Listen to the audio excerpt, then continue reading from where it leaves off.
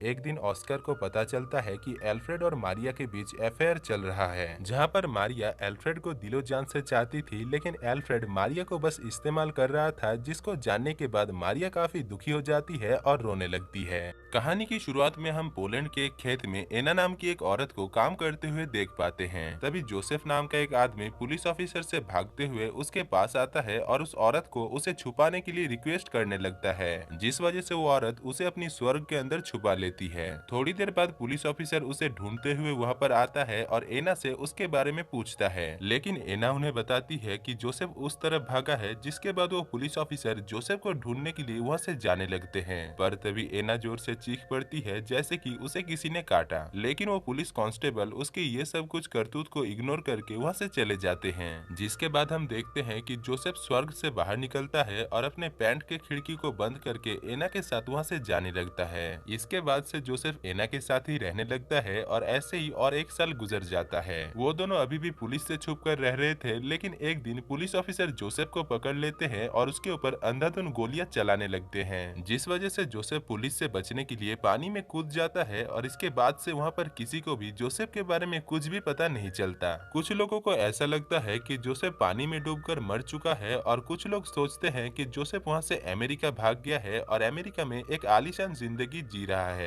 दूसरी तरफ एना काफी मुश्किलों का सामना कर रही थी और बाजार में फल और सब्जी बेचकर किसी तरीके से अपनी और अपनी बेटी का पेट पाल रही थी। इधर उसकी बेटी एग्नेस अपने कजन जॉन से प्यार करती थी, लेकिन उसकी शादी एक जर्मन शेफ एल्फ्रेड के साथ हुई थी, जिस वजह से कुछ ही दिनों के अंदर वो एक बच्चे को जन्म देती है, जिसका नाम वो ऑस्कर रखती है। अब पैदा होने के बाद ऑस्कर रोना बंद नहीं कर रहा था, जैसे कि वो पैदा होना ही नहीं चाहता, लेकिन एग्नेस जब उसे 3 साल की उम्र में एक ड्रम देने का वादा करती है, तभी वो रोना बंद कर देता है। इसके बाद ऐसे ही 3 साल गुजर जाता है और ऑस्कर के 3 साल के बर्थडे पार्टी में एग्नेस उसे एक ड्रम गिफ्ट करती है, जिसको पाकर ऑस्कर काफी खुश हो जाता है और उस ड्रम को बजाने लगता है। इसी दौरान ऑस्कर अपने बर्थडे पार्टी में बड़े लोगों को शराब पीते हुए देखकर उसके ऊपर बुरा प्रभाव पड़ता है और उसे बड़े लोगों के ऊपर घिन आ जाता है, जिस वजह से वो फैसला करता है कि वो कभी भी बड़ा नहीं होगा और वो हमेशा ऐसे ही छोटा बनकर रहेगा। इसीलिए वो एक कठोर प्रतिज्ञा लेता है और छत से कूद जाता है। उस दिन के बाद से ऑस्कर एक बच्चा ही रह जाता है और उसकी फिजिकल ग्रोथ भी बंद हो जाता है। वो अपने साथ हमेशा अपने फटे हुए ड्रम को रखता है और वो उस ड्रम को किसी को भी नहीं देता। इसी दौरान एक दिन जब उसके पास से उस ड्रम को छीना जा रहा था, तभी उसे पता चलता है कि उसकी चीखने की ताकत इतना ज्यादा है कि इससे वो किसी भी कांच और कान के पर्दे को फटा सकता है। जिसके बाद वो अपनी इस अनोखे कला को अपने दोस्तों को भी दिखाता है और ऐसे ही फिर से और 3 साल गुजर जाता है। ऑस्कर अभी 6 साल का हो चुका था, पर ऑस्कर अभी भी उस ड्रम को अपने से दूर नहीं रखता था और कोई भी अगर उससे उस ड्रम को छीनने की कोशिश करता था तो वो चीख कर शीशे को तोड़ देता था। दूसरी तरफ उसके माता और पिता बस यही सोच रहे थे कि ऑस्कर बड़ा क्यों नहीं हो रहा है। एग्नेस हर मंगलवार को ऑस्कर को लेकर शहर जाती है, जहां पर वो ऑस्कर को एक दुकान में छोड़कर जॉन के साथ मंगलवार में मंगल कार्य करने के लिए जाती है। लेकिन एक दिन ऑस्कर अपने माँ को जॉन के साथ मुंह काला करते हुए देख लेता है। खैर, इसके बाद फिर से और कुछ साल गुजर जाता है और ऑस्कर जब 12 साल का हो जाता है, तभी उसके माता पिता उसे एक दिन सर्कस दिखाने के लिए लेकर जाते हैं। वहाँ पर काफी सारे बौने लोगों को देखकर ऑस्कर के माता पिता को लगता है कि शायद ऑस्कर भी एक बौना बच्चा है, इसलिए वो बड़ा नहीं हो रहा है। अब शो के खत्म होने के बाद ऑस्कर वाइग्रा नाम की एक बौने आदमी से मिलता है, जो कि ऑस्कर को देखकर समझ जाता है कि ऑस्कर उसी की तरह ही एक बौना है। साथ ही साथ वो ऑस्कर की कांच तोड़ने वाली अनोखी पावर को भी देखता है, जिसको देखकर वो ऑस्कर को उसके साथ सर्कस में काम करने के लिए कहता है। दूसरी तरफ ऑस्कर के माता पिता जब ऑस्कर को वाइग्रा के साथ बात करते हुए देखते हैं, तभी वो लोग काफी परेशान हो जाते हैं। इसके बाद हमें पता चलता है कि सेकेंड वर्ल्ड वॉर शुरू हो चुका है और पोलैंड में नाजी जर्मन सेना धीरे धीरे आ रहे हैं और वो लोग ज्यूस लोगों के ऊपर टॉर्चर कर रहे हैं। इधर एग्नेस ऑस्कर को जिस दुकान पर छोड़कर जाती है, उस दुकान का मालिक मार्कस एक ज्यूस था और वो एग्नेस को पसंद भी करता था, इसीलिए वो एग्नेस को उसके साथ लंदन चलने के लिए कहता है, लेकिन एग्नेस उसके साथ जाने से मना कर देती है और अपने घर वापस आ जाती है। इसके बाद से एग्नेस ऑस्कर को लेकर काफी परेशान रहने लगती है और डिप्रेशन में ज्यादा से ज्यादा मछलियां खाने लगती है, जबकि मछली खाने से उसे सख्त एलर्जी थी। इसी दौरान हमें पता चलता है कि एग्नेस जॉन के बच्चे की मां बनने वाली है, लेकिन वो इस बच्चे को लेना नहीं चाहती है। दूसरी तरफ एल्फ्रेड को इससे कोई भी फर्क नहीं पड़ रहा था कि उसकी बीवी के गोदाम में किसका सामान है और वो बस एग्नेस को जिंदा रखना चाहता था। लेकिन एग्नेस इस बोझ को लेकर जिंदा नहीं रह पा रही थी, जिस वजह से कुछ ही दिनों तक ऐसे ही मछलियां खाने के बाद मछली खाने की वजह से उसकी मौत हो जाती है। उसके फ्यूनरल में मार्कस भी आता है, लेकिन नाजी जर्मन लोग उसे वहां से धक्के मारकर निकाल देते हैं क्योंकि वो एक ज्यूस था। थोड़ी देर बाद जब सभी लोग वहां से चले जाते हैं, तभी मार्कस एग्नेस के कब्र के पास आता है और एग्नेस को अपनी दिल की बात बताता है। इधर शहर में नाजी जर्मन लोग ज्यूस लोगों के ऊपर काफी अत्याचार कर रहे थे और वो लोग उनके घर और दुकान को जला देते हैं, जिस वजह से मार्कस भी डिप्रेशन में आकर जहर पीकर अपनी जान दे देता है। लेकिन मार्कस के मरने के साथ ही ऑस्कर के नए ड्रम पाने का सपना भी टूट जाता है, क्योंकि उस शहर में मार्कस इकलौता था जो ड्रम बनाता था।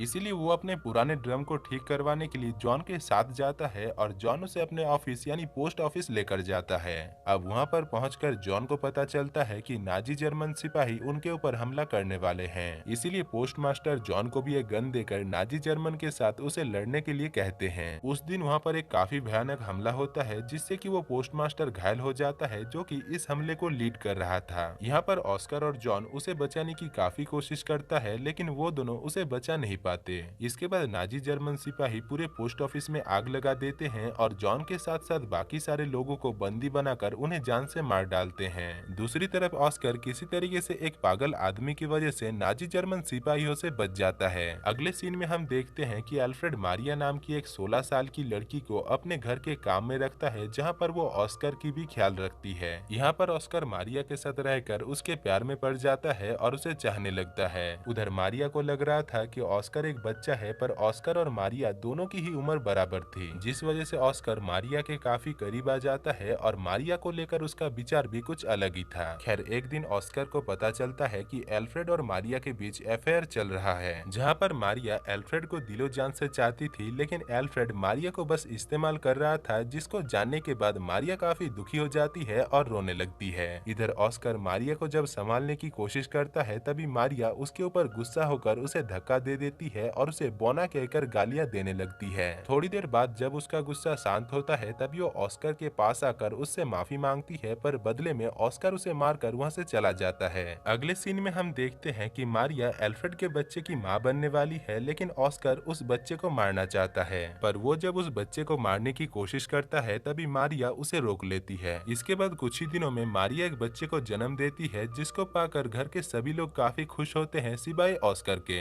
यहाँ पर हमें पता चलता है कि ऑस्कर को ऐसा लग रहा था कि वो बच्चा उसका है, इसीलिए वो उस बच्चे को काफी प्यार और दुलार देता है, जैसे कि वो उस बच्चे का पिता है। दूसरी तरफ ऑस्कर की पड़ोसन लीना अपने पति से खुश नहीं थी, क्योंकि उसका पति एक गे था और वो अपनी बीवी से ज्यादा नाजी जर्मन लड़कों के साथ वक्त गुजारता था। पर एक दिन जर्मन लोगों ने उसे नाजी जर्मन लड़कों के साथ गलत काम करते हुए देख लिया और सजा के तौर पर उसे जान से मार दिया गया। इधर ऑस्कर का दोस्त वाइग्रा सेकेंड वर्ल्ड वॉर के वक्त नाजी जर्मन सिपाहियों के लिए काम कर रहा था, इसीलिए वो ऑस्कर को भी उसके साथ काम करने के लिए पेरिस चलने के लिए कहता है, जिसके बाद से ऑस्कर वाइग्रा के साथ नाजी जर्मन लोगों को एंटरटेन करने का काम करने लगता है और इसी दौरान वो रोजलेती नाम की एक लड़की से प्यार भी करने लगता है, जो कि दरअसल उसी की तरह ही छोटा पैकेट और बड़ा धमाका थी। अब ऑस्कर की वहाँ पर काफी अच्छी तरीके से कट रही थी, लेकिन तभी एक दिन अमेरिकन सोल्जर उस जगह पर हमला करते हैं और इस हमले के चलते रोजलेती की राम नाम सत्य हो जाता है और ऑस्कर के पास से उसका इकलौता प्यार भी छिन जाता है।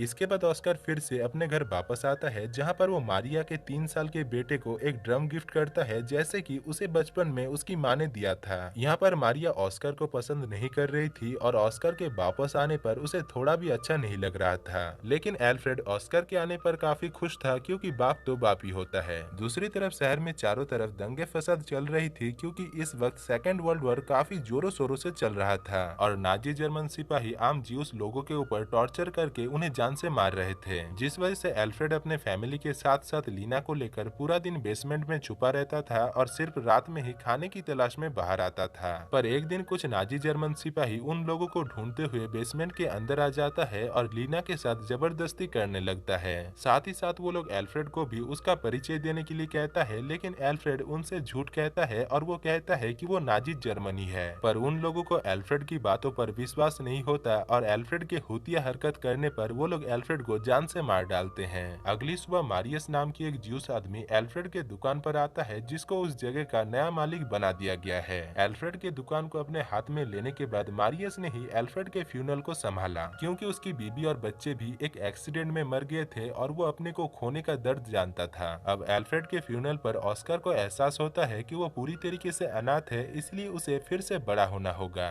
जिस वजह से वो अपने ड्रम को उस कब्र में फेंक देता है और तभी एक बच्चा उसके सर पर एक पत्थर मारता है, जिससे वो वहीं पर ही बेहोश हो जाता है। थोड़ी देर बाद एक आदमी ऑस्कर को चेक करने के लिए आता है और उसे चेक करने के बाद उसे पता चलता है कि ऑस्कर फिर से बड़ा होने लगा है, जबकि मैगी बनने में भी 2 मिनट का वक्त लगता है, पर उस आदमी को सब कुछ पता था। खैर, इसके बाद अगले सीन में हम देखते हैं कि ऑस्कर मारिया के साथ उस देश को छोड़कर जा रहा था और इधर एना, जो कि अभी काफी बूढ़ी हो चुकी थी, वो वहीं पर ही रुक जाती है। यहाँ पर ऑस्कर चिल्लाकर ट्रेन को रोकने की कोशिश करता है, पर तभी उसे पता चलता है कि उसके बड़े होने के साथ साथ वो अपने चिल्लाने की आवाज से कांच तोड़ सकता था, वो शक्ति भी उसकी चली गई है। और दोस्तों, इसी के साथ ही इस मजेदार मूवी की कहानी खत्म हो जाती है।